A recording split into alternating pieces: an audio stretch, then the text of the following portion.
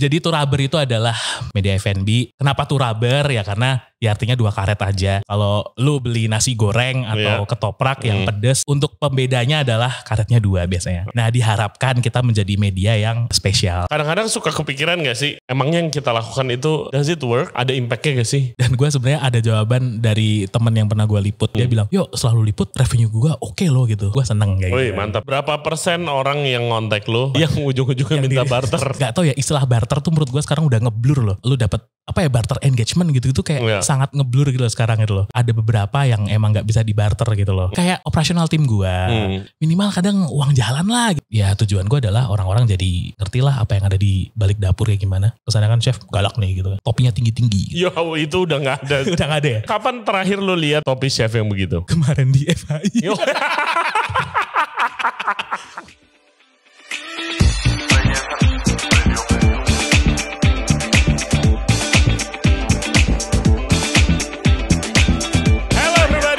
Very much for tuning into the show today. Kali ini kita akan ngebahas soal F&B Media. Nah, tamu kita kali ini adalah Chief Editor dari F&B Media, Turaber, namanya Dio Reza Augusta. Nah, kita akan ngobrolin tentang peran apa saja yang F&B Media itu ambil di industri di masa sekarang ini. Kalian tahu kan pentingnya social media marketing itu sekarang seperti apa. Dan juga kita akan ngebahas cara approach F&B Media yang benar, cara kerjasama itu gimana sih. Kolaborasi biar sama-sama enak dan yang untung gak sepihak. Oke, seperti biasa jangan lupa subscribe di Ray Jensen Radio Podcast di YouTube and all other podcast platform. Follow kita di Ray Jensen Radio di Instagram dan juga di TikTok. And without further ado, please welcome Dio Reza dari Turaber. Enjoy the show. Oke, halo Yo, apa kabar? Oi Ray, baik banget nih. Yo, iya kantor lu deket dari kantor gua ternyata. Yes, guys, jadi kita kedatangan Dio Reza Augusta, Chief Editor dari Turaber F&B Media. Nah ini kita mau ngobrolin dikit tentang sisi F&B medianya. Turaber, apa itu Turaber? Buat yang belum pernah dengar. Jadi Turaber itu sebenarnya pernah podcast di Ray juga, linknya ada di atas nanti kan kalau YouTube keluar gitu kan. Jadi Turaber itu adalah media F&B Ray. Media F&B. Kenapa Turaber? Ya karena ya artinya 2 karet aja. Kalau lu beli nasi goreng atau ketoprak yang pedes, yang telurnya 2. Untuk pembedanya adalah karetnya 2 biasanya. Oke. Nah diharapkan kita menjadi media yang spesial. Spesial, yang beda. Beda. Oke. Kalau kata orang biar pedes atau apa, cuman kita mah nggak pedes. Kita mah ya udahlah. Kita mah nggak pedes. Di masa sekarang, in your point of view, itu seberapa penting F&B Media buat sebuah restoran atau chef dan segala macamnya? Oke. Menurut gue penting banget sih. Kayak ya kita bicara sebenarnya udah lama sih, kayak era internet itu aja udah mulai harusnya kan. Si media F&B itu sudah penting di era internet gitu. Cuman ada beberapa restoran yang sebenarnya masih strict, kayak menurut gue media itu nomor sekian. Nomor pertama adalah produk. Oh iya dong. Iya kan? Nomor pertama adalah produk. Nah tapi kalau dari sudut pandang gue, media bukan nomor sekian. Cuman nomor 1,5 gitu loh. Nomor 1,5? Nomor 1,5. Okay. Nomor 1 adalah produk. Produk dan service. Maksudnya the whole product restoran gitu ya. Nomor 1,5 adalah media. Gimana cara suatu brand tersebut, satu restoran membranding. Kemudian karena yang orang lihat itu kan ya brandingannya gitu loh. Sebelum orang untuk mencoba produknya, mereka pasti melihat visual, brandingnya, terus kemudian apa saja yang diberitakan di restoran itu gitu loh. Jadi menurut gue media itu adalah penyambung penyambung lidah lah gitu loh. Buat orang-orang yang belum cobain makanannya, lihat dari media tuh mereka sudah bisa tahu lah gitu. Yang pasti media yang harus bertanggung jawab tapi ya. Iya, lu kan juga punya background sebagai, sebelum ini kan lu seorang marketing kan? Benar. Di F&B Group, di F&B Group, benar. Iya kan? Nah terus lu lihat role media itu sama sekarang lu jadi yang ngejalanin medianya, apa services yang kalian sediakan gitu? Oke, kalau yang gue rasain adalah dulu itu kerjaan gue di marketing itu, gue yang ngundang mereka. Gue ngundang media gitu lah. Jadi gue dulu kayak kenapa sih mereka kadang nggak mau, kenapa sih mereka susah, kenapa sih kadang beda sama ekspektasi gue gitu loh. Contohnya gimana? Ya misalnya kayak kita dulu udah ngasih beberapa notes gitu ke media-media yang kita undang. Waktu gue di grup F&B itu ya. Cuman ternyata sama mereka kayak nggak dinaikin, nggak diapa gitu. Ternyata ada setelah gue di media, ternyata ada beberapa pertimbangan yang emang seperti itu. Misalnya contoh. Misalnya kayak wah oke. Cuman secara visual kurang nih. Karena kan media kita harus melihat branding dari media kita gitu loh. Iya, lu juga punya style. Benar. Kayak kita juga punya style segala macam gitu kan. Makanya ya pertimbangan seperti itulah yang kita lakukan di media. Gitu. Kalau style to rubber, kalau dari kacamata gue style to rubber tuh Jakarta Selatan banget. Makanya tadi gue nanya kan, lu jarang ngeliput di luar Jakarta Selatan. Sebenarnya nggak jarang juga sih. Ya pernah beberapa kali ya. Karena jauh sebenarnya ongkos. Ya kita to rubber soalnya kemana-mana kita naik sepeda tuh. Kalau liputan. Kelihatan. Oke, kenapa Jakarta Selatan banget? Nah, ini juga banyak yang ngomong kayak gitu nih. Kayak bahkan orang-orang yang gue baru pertama kali ketemu, oh to rubber ya, gila ya, Jaksel banget ya. Nah, iya kan? Iya kan? Padahal gue nggak nge-branding, ya apa ya, dari awal kita nggak nge-branding arahnya ke situ gitu. Jadi, ya kenapa? Soalnya itu kan ngelimit banget dong secara nggak langsung tuh. Jadi ceritanya adalah ketika gue masuk di to rubber, gue mikir to rubber harus punya wajah. Rubber harus punya icon lah gitu. Hey guys, kalau kalian suka konten seperti ini, jangan lupa like the video dan juga subscribe ke channel kita, Ray Jensen Radio Podcast. Back to the show. Dan icon itu harus manusia gitu. Harus manusia yang kalau lu bikin logo binatang gitu. Itu icon Asian Game itu. Itu maskot. Nah, menurut gue to rubber harus punya icon. Nah, mau gak mau ikonnya adalah gue. Karena ya gue di sini ya sebagai leader of the team kan. Benar. Terus gue lihat nih, gue tarik lagi nih, gue pelajari waktu gue masuk tuh gue pelajari konten-konten sebelumnya to rubber tuh kayak gimana. Oh ternyata to rubber itu santai. Terus kemudian bahasanya juga mudah dimengerti. Kemudian menggunakan bahasa-bahasa yang update gitu. Oh berarti kalau gue kalau misalnya gue to rubber gue jadiin manusia, berarti anak muda. Yang anak muda yang up to date, yang gaul gitu kan. Nah, anak skena kalau bilangnya sekarang. Iya, anak skena ya. Nah, menurut gue anak muda yang update, yang gaul ya mau gak mau ya kita kan di kota besar ya, di ibu kota.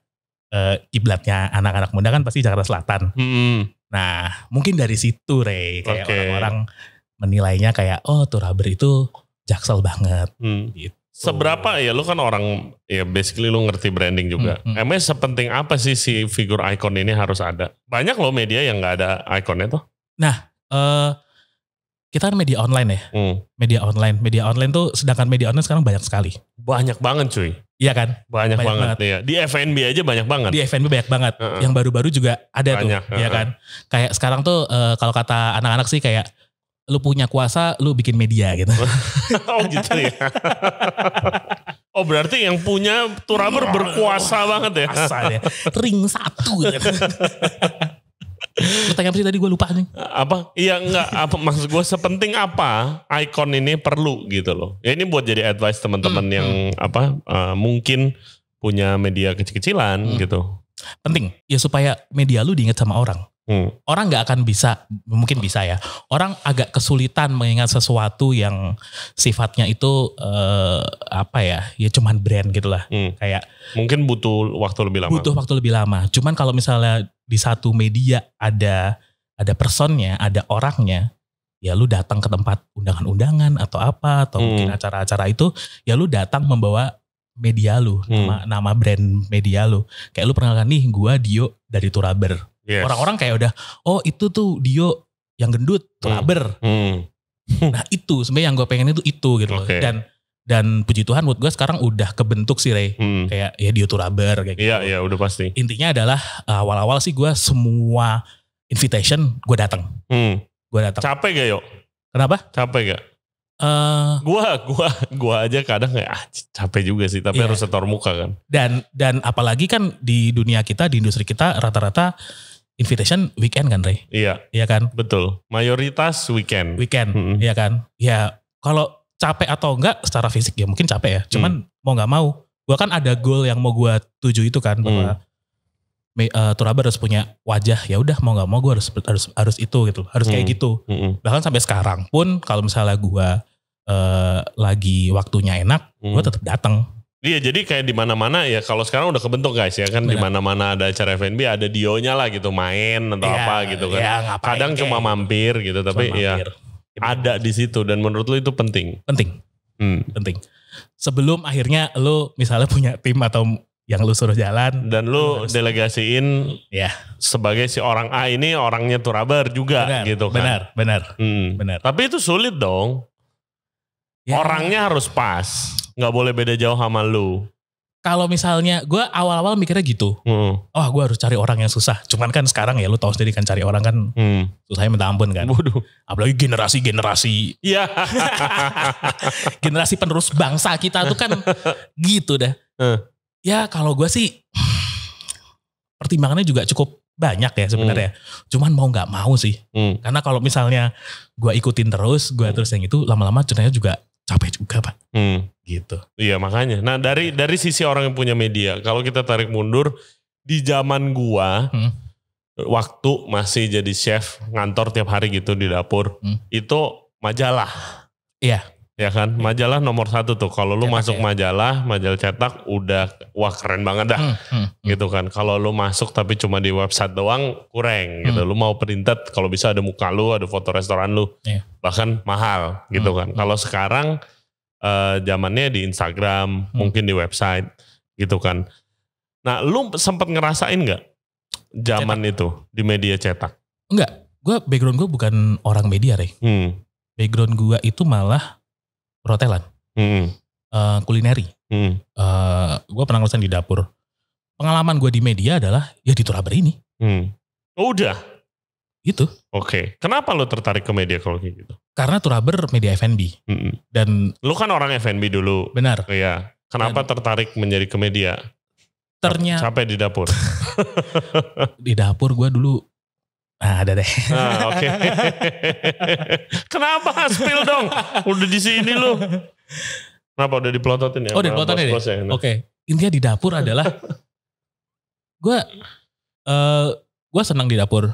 Cuma lu suka culture-nya F&B pertama ya kan? Pasti. Suka. Terus tapi gue sakit pinggang di dapur. Serius loh.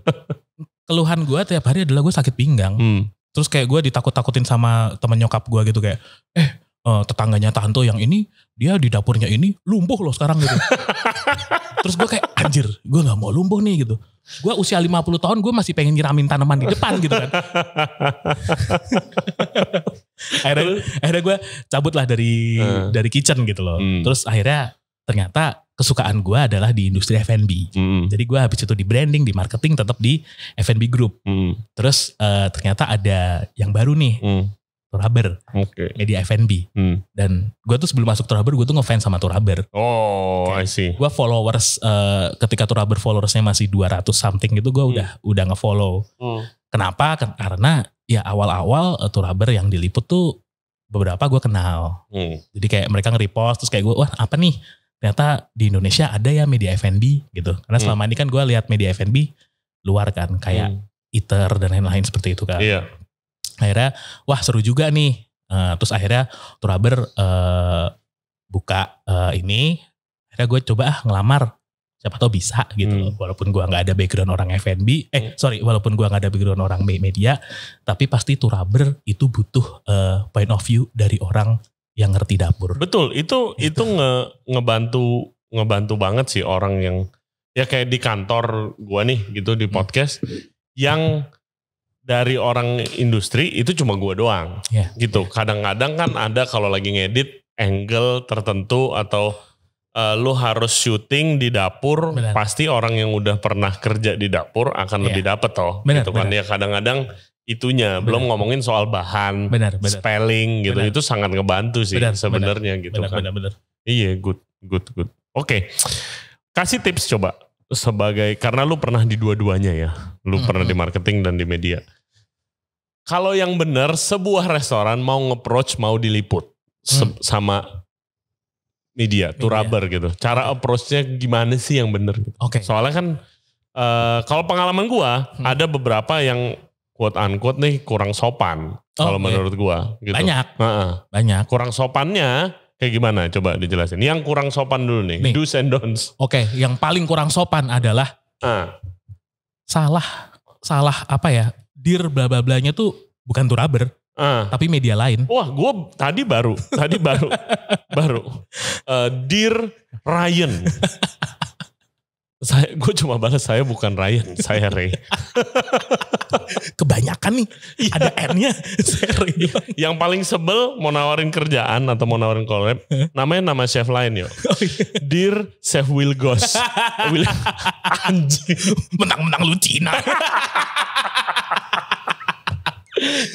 Oke. Do's and don'ts. Kalau nggak sopan tuh gimana? Yang pertama adalah lu harus tahu lu menghubungi siapa gitu loh. Ya lu riset dulu lah gitu. Nama medianya bener atau enggak, spellingnya bener atau enggak gitu loh. Itu kan lebih ke ya penulisan lah, maksudnya kayak lu seorang yang ngirim bersurat atau apa kan lu mementingkan itu penting gitu loh. Betul. Itu tuh maksudnya. Terus kedua adalah ya gue nggak tahu ya. Gue nggak tahu sekarang zamannya gimana intinya. Cuman banyak banget yang mereka ngajakin collabs, ngajakin yang ngundang kita atau apa, cuman dari DM Instagram panjang gitu loh. Maksudnya rubber kita udah ngasih email gitu loh. Kalau misalnya lu pengen ini kan sesuatu yang profesional ya, ya lewat email gitu loh. Oh gitu ya? Kalau menurut gue ya. Kalau menurut gue ya. Soalnya kalau gue justru ngirim email, gue akan balas via WhatsApp aja biar cepet. Nah, gue juga ada nomor WA gitu loh. Maksudnya kalau karena gue tuh cukup ya kalau lu di Instagram DM kan banyak yang numpuk kadang apa. Iya, gue akan langsung kasih nomor WA supaya gue bilang saya takut skip, gue bilang gitu. Iya benar-benar. Gue mending lu lewat email atau lewat WA lah. Gitu loh. Ya lewat Instagram misalnya di endingnya bilang apakah ada nomor yang bisa kita hubungi. Nah itu oke, kita bakal kirim nomor WA walaupun sebenarnya nomor WA juga sudah dicantumkan di situ. Gitu loh. Terus habis itu apa lagi ya? Oh ada juga ngasih undangan. Gak ada wordingnya pak. Cuman ngirim poster. Yang dir terus kosong itu. Kosong. Dir terus titik-titik suruh ngisi sendiri. Itu gue sebel banget sih kalau itu. Itu jujur ya. Kalau sama temen oke, kalau sama temen yang gue kenal, oke, cuman temen gue juga biasanya nulis nama gue gitu. Iya, kan. Temen nggak kenal aja gue bilang, buset nggak niat banget lu ngundang tulis nama gue, baru gue repost. Gitu tuh, cuman gitu. Terus kayak ya apa? Gue harus ngapain gitu loh. Sebenarnya gue sangat menghormati teman-teman brand restoran yang misalnya mau ngundang media, siapapun medianya, ya lu email, WhatsApp atau kalau DM. Tanyakanlah apakah ada nomor WhatsApp atau email yang bisa kita hubungi. Kemudian kalian ya nulis secara runtutan surat yang bener lah. Ada sapaannya, ada isinya, ada closingnya gitu. Terus kemudian ada attachmentnya kadang. Nah itu yang gue salut sama teman-teman kayak gitu. Itu sopan tuh. Itu yang cara yang benar. Untuk approach. Oke. Next question is to pay or not to pay. Bayar atau enggaknya. Gimana trik lu sebagai leader di media F&B untuk nge-choose itu? Oke, banyak teman-teman yang menanyakan kayak, yuk lu rubber duit dari mana sih? Betul. Akhirnya gue jawabnya adalah pasti begitu. Sama gue juga ditanya begitu. Bener kan? Lu jawabnya apa? Gue jawabnya dari sponsor lah gimana. Dari sponsor. Ya, kalau gue kan ada YouTube AdSense kalau gue gitu. Iya, maksudnya lu juga ada. Gitu. Ada. Kalau gue jawabnya kita pelihara tuyul gitu. Oke. Jadi kayak gini. Rubber itu kan awalnya kita ingin membantu ya. Ingin membantu teman-teman di industri F&B. Karena kita produk pandemi. Boro-boro teman-teman restoran ini buat marketing. Buat gaji karyawannya aja susah. Akhirnya kita bikin rubber untuk membantu mereka. Gitu. Cuman lambat laun ternyata kita butuh... of course it's a business. Iya kan. Ya ada operasional yang harus gitu kan. Gitu kan. Kalau gue sih gampangannya gini Ray, kalau misalnya gue yang pengen liput satu tempat, ya udah itu dari keinginan kita. Cuman kalau misalnya ada tempat yang pengen diliput, ya kita ada red card lah. Kayak gitu. Cuman berapa persen orang yang ngontek lu, ini sebagai comparison ke gua aja sih, yang ujung-ujungnya minta barter? Wah, banyak nih. Kayak sekarang semuanya dibarterin ya. Gitu loh. Kayak gak tau ya, istilah barter tuh menurut gua sekarang udah ngeblur loh. Kayak kesannya tuh lu ya udah lu datang, lu dapet apa ya, barter engagement gitu kayak sangat ngeblur gitu loh sekarang gitu loh. Menurut gua ya kan ada beberapa yang emang gak bisa dibarter gitu loh. Ya kan? Kayak operasional tim gua. Iya, lu mau barter apa? Iya, lu barter gitu sama duit biar gua bisa gaji tim gua toh. Gitu ya. Minimal kadang uang jalan lah gitu. Itu kadang mereka, ya gua gak tahu ya emang apakah dunia sudah seberubah ini. Gitu ya. Gue ya kata barter itu pertama way overuse gitu kan. Terus biasanya kalau udah ada barter gue males responnya males gitu. Benar. Yang kedua kolaborasi. Nah itu banyak banget tuh. Kolaborasi mentang-mentang di Jakarta kota kolaborasi jadi kayak gitu ya. Anda seenaknya ngomong kolaborasi. Boleh kolaborasi. Iya. Cuman kolaborasi kan harus menguntungkan kedua belah. Betul. Iya kan? Betul banget. Itu dia. Kalau misalnya lu doang yang diuntungkan bukan kolaborasi dong. Kita menjamu dong kalau kayak gitu. Iya, gue pernah waktu itu pernah sebel juga. Gila, gue udah, ini waktu gue masih di dapur ya, gue sebagai praktisi. Itu kayak gila, gue udah keluarin makanan gratis, tapi gue harus bayar juga padahal tinggal ngupload doang. Kalau gue, sisi mata gue gitu. Dan gue yakin teman-teman yang dengerin juga pasti ada yang mikir kayak gitu kan. Tapi setelah gue di sini gantian posisinya, gue ngerti kenapa harus bayar toh. Paham kan? Ya paham lah, karena kan gue ada tim. Ada alat-alat. Ada alat-alat dan emang gue ya revenue stream gue ya itu dari situ. Dan ada satu lagi sih Rey, yang mungkin ini gak dilihat sama kebanyakan orang. Adalah creative idea. Oh fuck, yes, itu thank you lu ngomong itu cuy. Itu tuh mahal banget. Cuman orang kita belum banyak yang nyadar gitu loh. Bahwa kayak ya bikin output video itu ada beberapa, ya ada banyak otak. Iya kan? Iya, apa kayak flow-nya gimana, kreatif sisi dari kreatifnya lah basically. Konsepnya gimana, sampai yang paling ini misalnya milih lagu segala macam. Kayak teman-teman mungkin nggak tahu ya, kayak backsound di YouTube itu berbayar gitu loh. Iya kan? Kita ngebayar ya, emang ada beberapa editor editing aplikasi di editing kan, tools tuh kan juga bayar. Nah itu tuh yang tidak menjadi blind spot dari teman-teman yang sama nih, kalian kan cuma ngupload doang kayak gitu. Iya betul kasarnya begitu dan gue sekarang ngerti gitu loh. Gue dulu sih kayak gila, sumpah gue ngomong itu sih, buset bukannya cuma ngupload doang ya mahal amat gitu. Tapi ya ternyata ya itu editingnya, dan sekarang gue rada annoy-nya itu pertama kolaborasi ya kan, dimana kayak tuker exposure. Dan gue paling sebel kalau misalnya apalagi brandnya brand besar. Recently guys, jadi kayak ada yang approach kita. Ya ini bisa dibilang perusahaan sangat besar lah mereka di pastry gitu. Tapi dia mau bikin podcast series, tapi kayak begitu kita kirim quotation rate card gitu. Kita cuma kirim rate card, which is itu mistake juga sekarang. Kalau gue lihat kayak rate card lebih bagus lu in person. Jadi lu bisa jelasin. Itu pelajaran juga. Tapi kita pikir ini hanya barter exposure. Gitu kan. Oke, barter pakai apa? Gue mau pakai lidah kucing sama nastar gitu. Sampai penuh nih sesuai dengan harga gue gitu. Ya kayak gitu gue sebel. Terus kayak ada yang paling parah, POS system. Oh iya, sering juga tuh. POS system. Jadi banyak guys, sistem order POS sekarang kan. Banyak banget. Dari yang mahal sampai yang murah. Mau bikin podcast series, karena kita F&B dong. Pasti gue yakin mungkin dia ngontak lu juga. Iya, sama. Kita kasih rate card, waktu itu udah meeting, bilang barter exposure. Kolaborasi katanya. Oke, ini kolaborasi, positifnya buat saya apa? Oh, exposure. Exposure apa di POS? Apakah setiap orang mau biasa pencet password mau order barang tuh waiter lihat muka gua dulu? Apa bagaimana tuh barter POS cuy? Iya kan? Lu pasti sering juga dong sering. gitu kan. POS itu, kalau gua itu sama satu lagi kadang POS nawarin gue POS gitu. Buat apa gitu. Maksudnya gimana sih tim sales masa gak riset dulu gitu. Iya. Kita bukan warung gitu. Banyak kayak gitu. Oke, tujuan To Rubber ke depannya tuh mau jadi kayak gimana? Ya intinya adalah industri ini makin seru ya.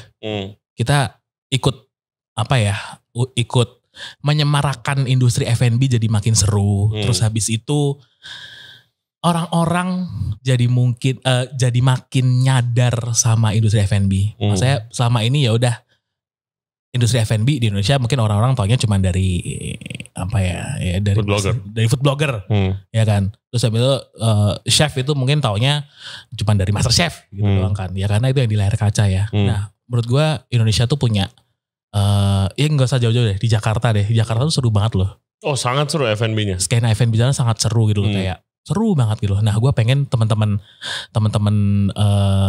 yang belum tahu industri ini jadi paham nih, jadi tahu bahwa satu restoran itu ternyata orang-orang di baliknya kayak gini ya, keren-keren ya. Ternyata chef itu nggak cuman chef Juna doang ya, gitulah. Ternyata chef tuh nggak semua chef ternyata tatoan. Iya, ini nggak ada tatoan. Gue nggak ada tato. Gitu. Makanya ya itu, makanya yang gue angkat di To Rubber itu kayak sebenarnya POV orang awam tentang chef tuh kayak gimana. Yang gue angkat misalnya, apakah pastry itu harus melulu chefnya cewek, ya kan? Apakah hot kitchen itu mesti cowok berbadan besar dan tatoan gitu? Nah, gue ingin mematahkan pandangan-pandangan itu loh, bahwa ternyata dunia F&B skena ini itu seru banget, seseru itu. Kan lu juga try really hard sebagai To Rubber itu untuk nge-highlight orang-orang di belakang layar dan ceritanya juga kan, selain produknya, ya kan. Itu kita berdua mirip dari situ, ya kan. Pengen kasih lihat nih F&B-nya begini, kayak lu bilang tadi. Kadang-kadang suka kepikiran gak sih, emangnya yang kita lakukan itu does it work gitu? Apakah orang ada impact-nya gak sih ke orang-orang? Lu pernah mikir kayak gitu gak sih? Pernah. Padahal di mana banyak yang kayak food blogger yang kayak bukan yang membandingkan dan food blogger negatif, tapi dengan cuma highlight makanannya aja itu lebih di-appreciate mungkin dari si viewernya, lebih gampang cerna. Iya. Dan juga dengan si brandnya. Iya. Gini. Padahal kita itu ngangkatnya lebih ke story-nya misalnya gitu. Kan? Iya. Oke. Impact-nya sih, gue pernah memikirkan itu, dan gue sebenarnya ada jawaban dari temen yang pernah gue liput. Kayak dia langsung sebelum gue bicara tentang impact manusianya ya, dia bilang, yuk selalu liput, revenue gue oke loh gitu. Gue seneng kayak gitu. Mantap. Iya itu mantap kita kan? happy banget. Happy kan? Kan kita kan itu kita gak pernah kepo soal itu kan. Kita gak pernah tanya gimana lu waktu itu. Ternyata ada sendiri yang ngomong kayak gitu. Kemudian untuk si orang-orang yang sudah kita angkat ini, ternyata gue lihat impactnya tuh adalah dari komen-komen yang ada. Ada komen yang kayak, oh ternyata gini ya, oh ternyata seribet itu ya. Dan goals gue di situ gitu loh, kayak orang jadi tahu dapur kayak gimana, orang jadi tahu si chef itu kayak gimana, orang itu kayak gimana gitu loh, kayak apa sih orang di balik dapur tuh kayak gimana gitu loh. Dan itu tuh kelihatan dari komen-komennya gitu loh. Dan udah terjawab sih menurut gue, kayak orang-orang sudah mulai sedikit paham tentang itu gitu loh, mulai menghargai si orang-orang di balik dapur ini. Makanya kan program gue di To Rubber kan namanya The Man Behind. Iya. Ya kan, The Man Behind sama Lady Apron, kayak gue bagi jadi dua gitu. Iya. The Man Behind ya kita bicara tentang sisi humanis dari satu restoran gitu loh. Di To Rubber itu yang gue ambil, yang gue shoot itu benar-benar kayak apapun yang terjadi di dapur. Bahkan ketika misalnya lagi rush, terus ada salah satu staff mereka yang ke walk-in chiller, cuman untuk tarik nafas, cabut lagi. Yang gue ambil kayak gitu-gitu. Karena itu yang bikin dapur itu jadi hidup, Bre. Ya lu pernah di dapur, lu merasakan itu juga. Pernah juga beberapa kali begitu. Kan? Kalau punya walk-in. Nah itu.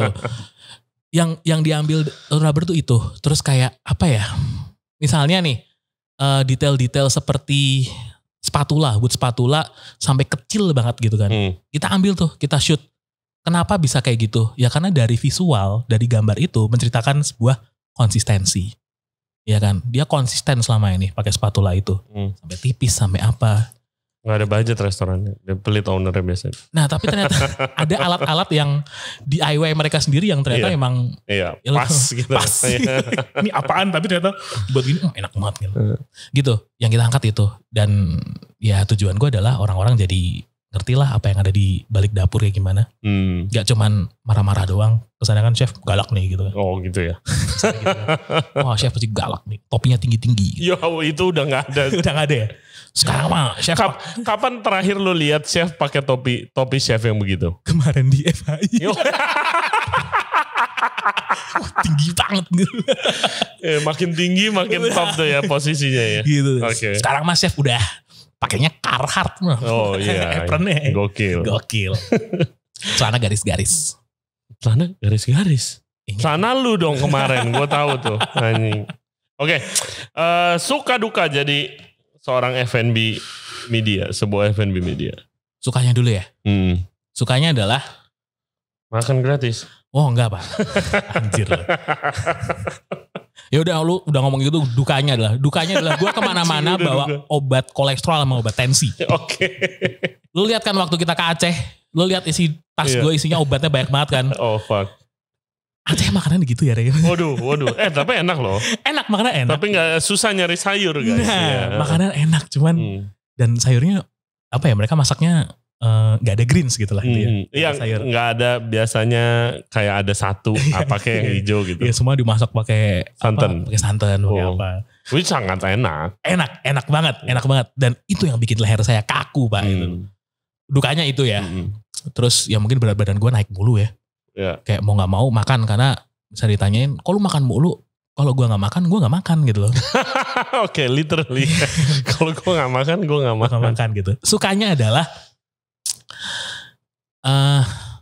gue udah komplit nih. Kayak gue dulu pernah di operasional, gue dulu pernah di marketing, gue pernah di media dengan benang merah yang sama. Oke, berarti tinggal finance and cost control. Enggak. Kayak gak perlu deh. Lu pernah berasa gak? Yuk, lagi di tempat udah pertama kita juga diundang gitu sebagai itu ya. Tapi tidak di-appreciate. Apa ya? Gue pernah. Karena kayak ini gue udah diundang loh ya. Bukannya gue tiba-tiba tuk-tuk datang. Saya mau ngonten di sini. Ini gue diundang. Lu gila, gue aja kagak dikasih minum, gak dikasih es teh, sepanjang es teh, nggak usah es teh manis deh, es teh tawar gitu, nggak dikasih, ya kan, nggak di treat sebagai tamu gitu loh, kayak gitu dengan staff ininya ya, staff di sananya gitu loh. Kalau gue sih, gue pribadi ya, selama gue di Turaber belum pernah, masih aman aja lah gitu. Cuman gue pernah denger cerita-cerita dari tim gue di Turaber yang lebih dulu daripada gue. Katanya pernah tuh satu kali tuh. Syuting panas. Air putih gak keluar kayak gitu loh. Iya, kadang itunya sih. Kadang gue lihat beberapa terakhir jadi curhat ya. Tapi kayak beberapa bulan terakhir gue lihat restoran-restoran yang tidak, some of it sadly unfortunately restoran teman-teman gue juga gitu loh. Tapi kayak the spirit of hospitality-nya tuh kurang. Tapi menurut lu itu gara-gara apa sih Ray? Maksudnya kayak apakah mereka kadang nih ya, kayak gue tuh mikir apakah mereka tiba-tiba blank lupa gitu, apa emang ada mungkin yang dari gue sih kalau mikir positifnya mungkin ownernya memang pelit banget. Kalau menurut gue ownernya mungkin emang pelit banget. Lu keluarin es teh buat temen lu bayar lu ya gitu, mungkin begitu ya kan. Tapi jujur gue belum pernah ketemu owner yang kayak begitu gitu loh. Kayak begitu. Ya kan mau minta nasi goreng susahnya setengah mati. Bukan buat gue, buat tim gitu kan. Pernah lu kayak gitu deh? Oh pernah. Mau mancing gue lu. Iya gitu. Enggak, karena kan spirit of hospitality gitu loh. Bukannya gue pamer, teman gue datang ke Bura-Bura misalnya gue traktir biar enggak gitu juga gitu loh. Ya bayar mah bayar tetap. Tapi kan ada spirit hospitality. Masa air harus kayak minta-minta, boleh gak? Air karyawan aja ya biasa. Air karyawan. Habisnya lu datang Equil atau Aqua Reflex kan kaget kan. Gak enak tuh kadang kayak gitu tuh. Wah jangan ini gitu. Udah air karyawan aja gitu. Udah ada karaf gak atau pisau gitu. Iya. Kalau gue belum pernah sih yang kayak sampai satu restoran. Dulu pernah itu gara-gara restoran itu tuh rame banget Ray. Terus sampai mereka kayak sorry ya kita nggak bisa ini. Akhirnya mereka ini dibawa pulang aja kayak gitu. Itu pernah sekali gitu loh. Lu sometimes memposisikan Tourabber sebagai kayak food reviewer juga gak sih? Enggak. Tapi lu banyak toh restoran yang mau diupload, lu pasti upload makanan ya kan? Gue upload makanan. Apa ya? Gue itu di Tourabber gue gak pernah bilang enak atau gak enak gitu. Jadi sebagai restoran kan jadi bisa milih nih. Gitu loh. Oke. Jadi bisa milih kan, kalau gue mau story-nya mungkin gue kontak Tourabber in the future gitu. Kalau mau produknya kan udah pasti banyak banget nih food reviewer gitu kan. Banyak. Jadi konten-konten yang kita naikkan di Tourabber itu adalah, yang pertama adalah orangnya dulu. Nomor satu orangnya. Kemudian kita ngobrol sama orangnya, dia punya background apa sehingga menghasilkan produk yang seperti itu. Jadi menurut gue produk tuh adalah turunan dari si orangnya itu. Setuju banget. Iya kan? Nah di produk itu gue bicaranya itu kayak bukan enak atau enggak juga. Gue cuma menceritakan experience gue ketika makan produk itu. Apa yang ada di piring.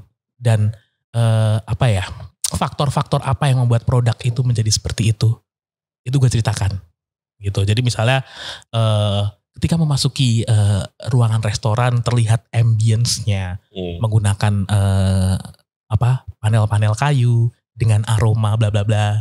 Gue selalu ngomong seperti itu. Jadi gue ingin teman-teman yang membaca konten-konten Tourabber, terutama konten-konten yang the man behind dan lain-lain, itu kayak mereka seperti dibawa ke restoran ke tempat itu. Gitu. Berbicara dengan ownernya yang telah memiliki pengalaman bla bla bla, yang pernah 2 tahun di Thailand atau apa, sehingga makanannya sedikit banyak terpengaruh sama gaya ala Thailand segala macam. Yang gue naikkan seperti itu. Oke, kalau begitu ya lu nggak bisa dibilang sebagai food reviewer, lu nggak mau dong? Gue nggak mau, gue tuh lebih seneng dibilang sebagai di Tourabber aja lah gitu loh. Dan Tourabber gue nggak membatasi Tourabber tuh sebagai media juga, karena Tourabber tuh kesannya kalau media adalah tidak ada. Katanya tadi orang yang berkuasa punya media. Enggak, kesannya kayak kalau brandingnya media banget gitu, kayak kita harus update segala macem, terus kayak kita memberi berita terus gitu lah. Ya lu sangat up to date loh. Ya. Kalau gue nggak pernah bilang Ray Jensen Radio Podcast itu media. Oke. Gue nggak. Ya kagak gue up to date kagak. Kalau misalnya lagi ada berita, palingin kita omongin di podcast. Itu kalau lagi pas ada syuting. Gue gak pernah naikin kayak kemarin yang kasusnya bakso afung gitu segala macam. Waktu itu rendang non halal di Kelapa Gading atau di mana gitu. Kita gak pernah ngikutin gitu kan. Kalau lu mah lu up to date banget dong Tourabber. Gue lebih suka Tourabber disebut tempat diskusi sih. Kayak gue makin seneng kalau komen-komennya makin banyak gitu. Pastilah kan engagementnya. Ya selain itu kayak kesannya tuh kayak ya berarti ketika komennya udah banyak berarti orang-orang udah mulai aware nih sama industri F&B. Gitu. Yang selama ini orang-orang taunya industri F&B cuman makan doang atau gimana. Ternyata dari komen yang banyak tuh lu paham juga ya, gitu juga ya gitu. Senang aja sih. Iya. Jadi lu nggak pernah kasih rating dong? Enggak. Gue sangat annoyed dengan sistem rating itu sih guys. Sejujurnya please stop doing it. Siapapun food reviewer atau food media jangan kasih rating. Kalian tidak berhak kasih rating. Ini 7.5 per 10. Ini 6/10. Dari mana? Iya kan. 10-nya tuh apa gitu gitu. Gak ada standar lah gitu kayak ya. Gue gak mau ngomong lu siapa sih, cuman kayak ya mungkin rating dikesampingkan dulu lah. Karena orang punya pandangan yang lain ya. Dan gue sebagai owner ya, kalau misalnya gue udah bayar sekian juta reviewer, terus gue cuma dapet 7, bete sih. Bete? Iya kan. Udah bayar kan? Iya berarti kalau gitu nanti lama-kelamaan 8, 9,5 semua nih. Karena kan gak boleh 10% dong, ntar kayak easily impress banget gitu kan. Terus gimana? Terus kalau udah bayar berarti gak honest review dong? Nah, gimana tuh? Nah iya. Pernah gak kejadian begitu kalau dari sisi Tourabber? Diundang, dibayar, gak tahu udah restorannya not up to standar. Pernah gak? Pernah.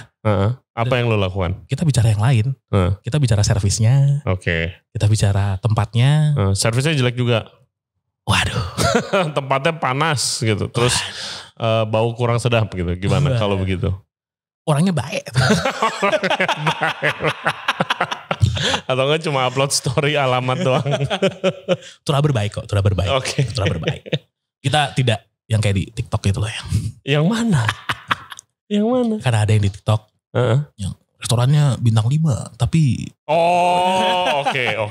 Ya tapi itu dia oke juga loh dia. Gua sangat apa ya? Pertama pasti kayak my first reaction sama itu that guy.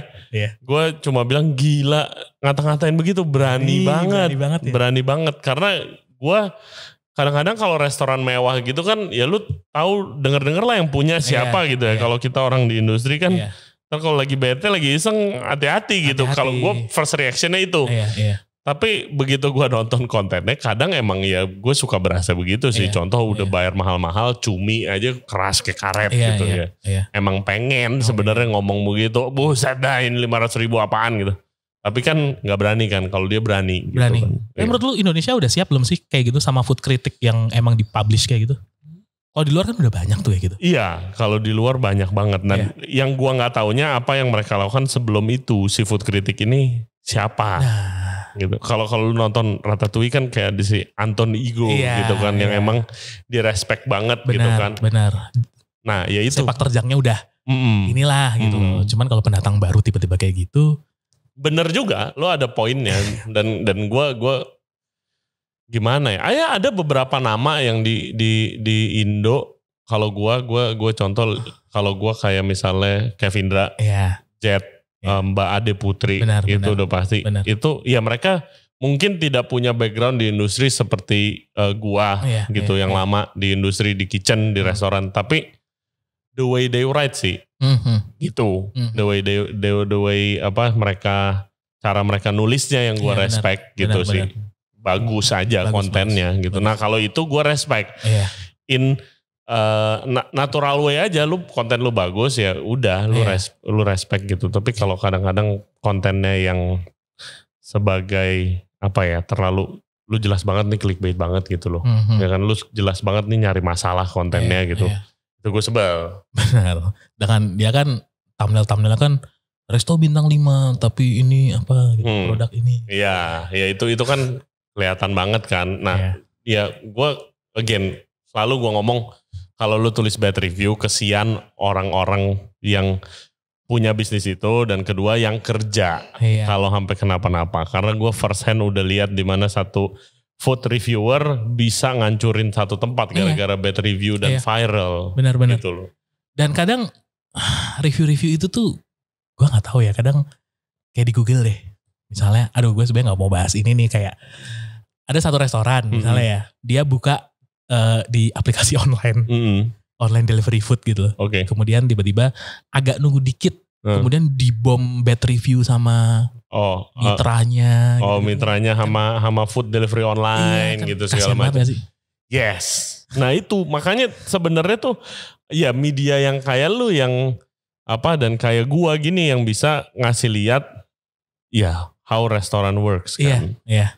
Iya itu menurut gue supaya jadi goalnya sih supaya yang nonton apa bisa jadi better customer lah ngerti kan. Kayak waktu itu kan yang itu kasusnya ya lu kaki 5 kompor 2 aja udah bagus gitu loh. Ya ini viral ngantri ya nunggu lah gitu kan.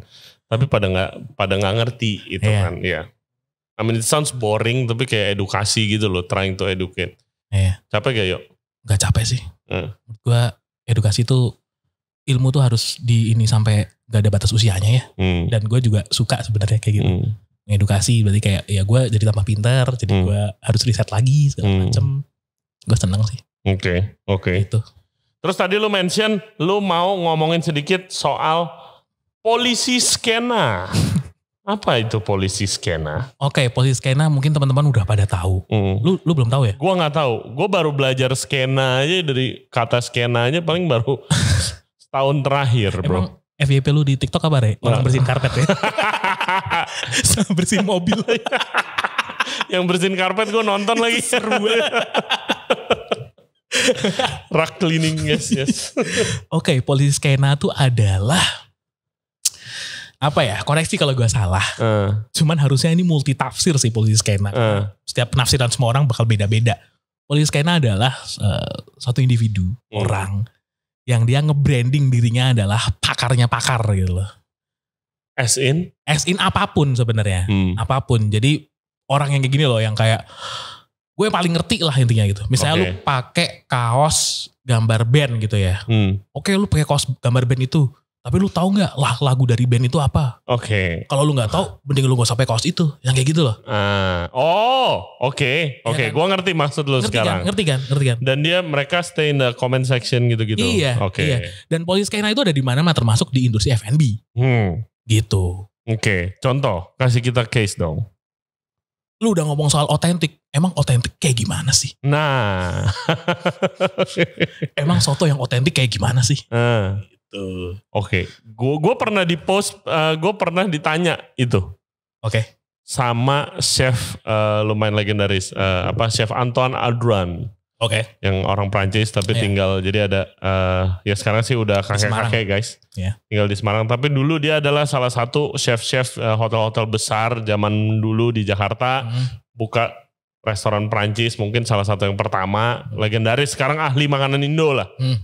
Dia waktu itu masih megang restoran Potato Head Kaum waktu itu. Terus gue kenalan di situ.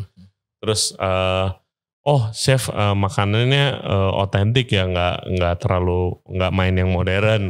Terus dia bilang, what is authentic? Dia nanya gitu. Gue kayak malu sendiri. Bener kan? Bener kan? Iyalah.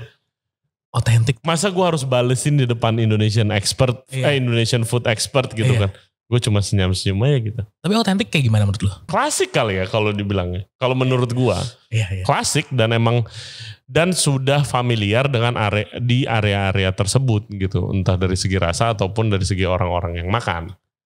Kalau misalnya flavornya otentik. Dan itu depends on the area. Nah kita kalau bicara soal rasa klasik. Rasa klasik itu kan datang sebenarnya dari mother tongue ya. Iya. Dan berarti otentik setiap orang beda-beda dong. Beda tergantung orangnya dong. Tergantung orangnya, makanya itu. Iya benar. Kalau gua sebagai Chinese Indonesian, gua mungkin lebih tahu tentang makanan Chinese food. Iya kan? Iya. Lu Jogja toh? Jogja. Iya kan? Jogja berarti lu ngerti dong. Jauh lebih ngerti dari gua. Kalau gua asal aja bikin apa sih makanan Jogja, gudeg gitu. Iya kan? Jawa. Gudeg, terus habis itu tapi for fancy misalnya nangkanya gue braise pakai red wine gitu kan. Ya itu tidak otentik dong. Nah itu maksud gue kayak begitu. Nah kalau menurut lu apa itu otentisitas? Menurut gue otentik itu adalah, nah ini agak susah nih Ray. Karena tadi sebenarnya kita udah jawab, otentik itu setiap orang beda-beda. Iya kan? Terus dari otentik sendiri sebenarnya bisa dijabarkan lagi gitu. Otentik tadi gue sebut, otentik itu lahir dari lidah ibu, lidah yang biasa, rasa yang udah sering lu makan ketika lu kecil. Betul. Iya kan? Dan orang pengalamannya beda-beda. Nah, makanya otentik saya kembalikan ke kalian tuh. Gitu. Otentik menurut kalian apa sih? Kalau menurut aku kayak gitu sih. Makanya paling ribet, wah gila ya waktu dulu gue restoran Indo bro. Wah lu gak bakalan bisa nyenengin men. Iya. Kalau orang Manado makan pesen menu gua yang makanan Manado. Tapi gua udah twist dong dari Jakarta. Semua bilang gak otentik cuy. Semuanya bilang, apaan ini? Gua ada sub Brennebon.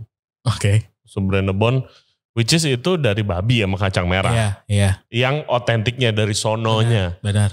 Gua gak bisa. Owner gua bilang jangan serve babi. Iya lu halal. Tapi gua pengen ada. Gua ganti sama buntut. Wah ini mah bukan Brennebon, mana ada Brennebon pakai sapi gini-gini. Ya gimana ya Pak? Gimana lagi? Iya gimana ya Pak, ya itu dikomplain. Padahal udah jelas-jelas nama restoran gue bawahnya Modern Indonesia. Nah itu kadang gak dilihat tuh kayak gitu-gitu tuh. Ya iya kayak gitulah. Nah terus apa yang lu mau diskusikan sama polisi skena-skena ini? Polisi skena tuh. Jadi kalau misalnya gue pakai jam tangan ini terus kayak, lu tahu gak Ray sejarahnya ini? Nah harus masuk juga tuh. Iya kan? Kayak gitu. Kalau enggak ngapain? Jadi gue harus research itu mau pakai apapun. Iya menurut gue. Kalau gue makan bakmi gimana? Menurut gue ya polisi skena itu biasanya, gue bilang sotoy juga kasihan juga kalau bilang sotoy. Cuman intinya adalah ya mereka merasa mereka paling paham. Dan biasanya yang kayak gitu tuh masih bocah-bocah tuh, ya kan. Mereka sebenarnya ya cuman tahu sedikit lah gitu. Well, dulu dosen gue pernah ngomong sedikit tahu agak tahu sama dengan tidak tahu gitu. Oke. Itu quote yang bagus tuh, sedikit tahu. Nah biasanya anak-anak polisi kita tuh yang seperti itu. Kayak mereka merasa kayak lu anak baru nih, gue udah paham lebih dulu dan lu nggak layak pakai itu gitu loh. Lu nggak layak nge-branding restoran lu sebagai restoran otentik bla bla bla gitu. Oke. Oh gue sebel banget loh begitu loh. Iya kan? Gue sebel banget loh. Iya. Sangat sebel gue. Peduli amat. Misalnya orang bule buka restoran Indo. Iya. Mayoritas di Bali begitu kok. Iya. Ya kan? Iya. The best restaurant in Bali. Di run ada orang bulenya. Iya. Yang kebanyakan makanan Indonesia. Iya. Terus kenapa? Ya kalau gue lah. Waktu itu gue lihat ada orang Indo. Gue gak mau sebut namanya. Terus tapi kayak dia di Instastory-nya for weeks, berminggu-minggu selalu ngatain nih restoran dari, ya restorannya ada bule 2 di London, bukan restoran Thailand. Oke. Terus dia ngata-ngatain aja gitu. Gue tahu tuh. Kayak emangnya mereka sudah melakukan apa? Ini orang contoh yang memanfaatkan alkulturisasi. Apropriasi budaya. Yes. Apropriasi. I cannot even say it bro. Apropriasi budaya. Iya kan. Kayak apa yang mereka lakukan sama orang-orang Thailand. Emangnya udah ngapain aja. Palingan cuma kerja di sana 6 bulan terus langsung buka. Man. So what? Gue mau buka makanan Prancis gimana? Ya susah sih Pak kalau udah ngomong kayak gitu tuh. Iya kan? Kadang gue really hope gue yang hal-hal begituan tuh nggak masuk di dunia makanan gitu loh. Tapi sayangnya sekarang udah mulai masuk.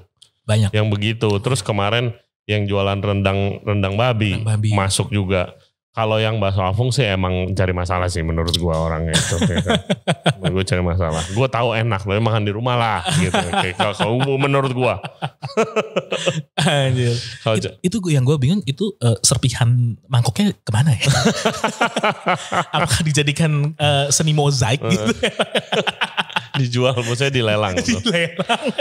Iya, gue tuh really kayak gue bener-bener gak pengen yang begituan tuh. Kayak apa ya, gue bilangnya kayak so woke culture. Masuk ke F&B cuy. Ya itu polisi skena tuh itu Pak. Iya. Karena buset dah, sekarang aja nyari staffnya udah susah banget. Parah. Ya kan? Parah. Mau gimana lagi kalau budaya makin kayak begitu. Tapi emang kita gak bisa menghindar dari orang-orang seperti itu sih. Selalu ada di industri apapun ada. Anyway. Nextnya Turaber. Ada gak pengen satu konten yang pengen Turaber produce banget gitu? Ada. Gue tuh pengen banget bikin konten apa ya? Kayak jalan-jalan antar chef night out gitu loh. Chef night out kayak mancis gitu. Nah, yang seru-seruan gitu loh yang udah ngomongin dari kapan tahu dari zaman bala guys. Gue tuh pengen banget kayak gitu. Kayak seru ya gitu loh, kayak ya apa ya? Misalnya videonya tuh isinya kayak ini outputnya bakal video lah gitu. Kayak liatin tuh kerjaan chef sehari gimana di dapur yang pressure-nya parah atau gimana gitulah. Habis itu mereka hangout nih sama temen-temennya segala macem, mampir ke outlet temen-temennya sendiri. Nah itu bakal fun banget gitu loh, bakal membuat industri ini makin seru gitu loh. Gue sering nonton film itu juga. Bilangnya apa sih itu? Dokumenter apa? Ya video itulah. Ya Chef Night Out guys di Mancis. Fun episode lah. Bahkan gue pernah ada di situ, tapi nggak ada di video. Oke. Waktu di restoran Kado namanya di Copenhagen. Iya. Jadi gue lagi kerja di situ waktu syuting Chef Night Out. Oh iya. Iya. Lu masuk nggak di frame gitu? Nggak masuk. Oh kirain lu kayak masuk terus kelihatan setengah doang. Nggak. Gitu. Gue masuknya yang begitu yang ada sepersekian detik di staff kantin. Gue masuk ada gue lagi prep. Di staff kantin. Tapi ya itu fun sih syutingnya sih. Ya kan mereka ngiter terus habis itu malam balik lagi masak-masak bareng gitu kan. Gue bingungnya gini. Lu kalau di luar negeri gue lihat kontennya. Kalau masuk tamu itu jam rame bawa kamera. Rada desek-desekan tuh gak apa-apa. They don't mind. Iya. Kenapa di sini kita harus nyari jam sepi? Iya. Lu pernah itu gak? Gue pun juga melakukan itu loh. Karena kayak kalau Turaber, kadang gue ada rasa gak enaknya sih Rey. Misalnya rame, gue takut kayak ganggu operation. Gue takut kayak gitu. Karena ya gue pernah di operation juga ya. Waktu di dapur ada geruduk-geruduk, ada 3 orang bawa kamera gede-gede kan juga. Betul. Kikuk juga ya kan. Nah gue liatnya gitu sih. Cuman kalau di luar tuh santai aja ya. Iya loh. Kenapa ya? Iya makanya gue pikir lu tahu. Gue mau tahu gue. Karena kan kayak tim gue aja kayak kok shoot tamu dikit banget sih gue bilang. Kalau gue lagi pop, aduh nggak enak gue gini-gini. Iya. Tapi gue pikir iya bener juga ya, ntar diomelin kayak kan? Ngapain shoot saya gitu. Iya kan?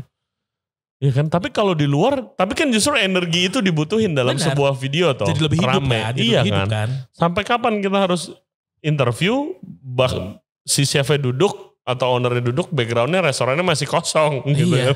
Oke, yaudah kita ketok palu sekarang di sini ya. Oke, saya Dio dari Turaber dan Ray Jensen dari Zen Podcast. Yes. Lu jangan malu-malu kalau restoran lu rame, kita dateng. Itu malah restorannya jadi makin keren. Ini restoran gue rame gitu loh. Iya. Iya kan? Gak apa-apa udah gak usah cari waktu sepi. Gitu. Dapat feel-nya. Dapat gitu. feel-nya. Lebih hidup. Betul. Yes, please guys. Oke. Semoga habis video ini langsung orang-orang ini ya. Amin, iya kan. Amin. Buset, gue kadang-kadang mau podcast dulu ya grup-grup besar gitu yang restorannya successful, insist mau di outlet. Gue harus setup itu bro jam 6, jam 7 gitu. Orang lagi pada vakum, gue suruh berhenti dulu gitu ya segala macam. Mungkin apa ini ya Rey? Kadang restoran dia ngerasa gak enak juga ya kalau misalnya lagi rame. Terus kayak kita jatuhnya kayak nggak diservis atau apa gitu. Mungkin ya? Iya mungkin juga ya. Itu. Coba answer. Iya. Kenapa? Kita pengen banget loh syuting di tempat yang lagi rame gitu loh. Seru yang lagi rame. Yes, betul. Seru. Ya mungkin nanti kalau lagi rame mungkin hostnya bilang ya maaf ada syuting atau apa. Jadi mengerti gitu. Yes. Ya itu tugasnya. Ya kalian mengerti lah. Gitulah. Kalian udah mengerti lah. Jadi kapan Chef Night Out? Ayo kita tanggal upload yuk. Kapan yuk? Katanya rencananya, ini gue ceritain guys, rencananya itu tahun lalu. rencananya 2 konten katanya Chef Night Out-nya. Misalnya 1 episode 1 di Turaber, episode 2 di Regency Radio gitu segala macam. Itu sudah tahun lalu. Ya kan? Bagaimana nih? Apa kita nungguin sponsor? Nah, terjawab sudah. Keluh kesah kita.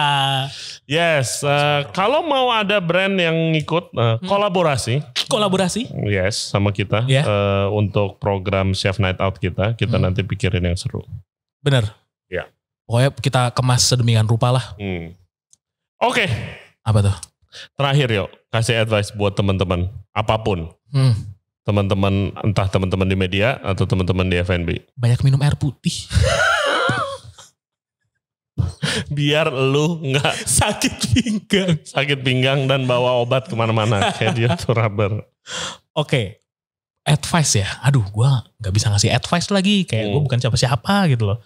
Menurut gue ya gue sharing aja ya. Kayak apapun pekerjaan lu. Ya kan. Dulu gue pernah, gue bicara di industri ini, di industri F&B ya. Gue pernah di dapur, gue pernah jadi marketing, gue pernah jadi media. Pernah di media, sorry. Apapun pekerjaan lo, cintailah pekerjaan lo. Intinya itu. Karena gue tahu lu yang lagi di dapur, lihat anak-anak marketing yang lu pikir kerjaannya cuma datang ke outlet cuman video-video, main HP doang, kerjaan lu lebih berat. Semua kerjaan itu berat. Ya kan? Iya. Gue dulu pernah di dapur berat. Pernah di marketing juga berat. Iya. Ya kan? Di media yang kerjaannya cuma kelihatannya diundang doang lu makan-makan. Ya itu juga berat juga. Yes. Jadi cintailah pekerjaan lu dan hargailah pekerjaan orang lain. Wise word from Dio Reza. Chief Editor Turaber. Kagak bang, gue mah bantu aja. Sukses terus Turaber. Aman aja. Semoga subscriber, follower, sponsor semuanya nambah. Semoga subscriber kita menyamai subscriber Ray Jensen Radio Podcast. Nggak amin. Nggak amin. Sukses terus buat Turaber. Guys, buat yang kalau tempat yang mau kerja sama Turaber, collab, bikin konten, Turaber bisa handle social media, bantu ya kan, atau bikin campaign brand-brand, langsung kontak Dio. Kontak Turaber lah. Kalau gue kan Instagram gue lock. Oke, micro influencer yang nggak boleh terkenal guys, diumpetin. Kontak Turaber di Instagramnya ada di bawah ini. Ya, namanya di Spotify. Namanya Turaber. Ya. Kemudian emailnya ada hello@turaber.com. Oke, langsung ke sana nanti dibalas meeting. Siapa tahu bisa kolaborasi. Kita ada di Instagram, ada di website, YouTube, TikTok, Twitter, sama Threads. Nah Threads tuh seru Ray. Threads kalau lu pengen lihat gua sebagai di Turaber sebagai gue, itu lu lihat threads gue. Lihat threadsnya Turaber. Itu benar-benar kayak bio gue di threads adalah more and santuy dan Instagram account Turaber. Oke. Pokoknya lu lihat threads gue. Oke, follow threadsnya. Oke. Gue threads ya. Abisnya feed gue isinya centang biru semua yang gue belum follow. Gue males banget cuy. I don't wanna know about that. Seru. Threads seru. Iya. Menurut gue threads seru. Karena ya foto sama tulisan jalan dua-duanya. Iya, caption lebih penting ya. Caption lebih penting. Iya. Oke, thank you guys buat yang udah dengerin dan yang udah nonton podcast kita bareng Dio. Jangan lupa subscribe di Regensen Radio. Di YouTube, Spotify, Apple Podcast, semua platform podcast kita ada. Check it out. Follow kita di Instagram Regensen Radio dan juga di TikTok. Di Threads sama Twitter kita belum ada. Kita belum sebesar Turaber. Bikin dong, abis ini dong. As always, stay safe, stay healthy. We'll see you next time. Bye-bye. Salam olahraga. Salam olahraga.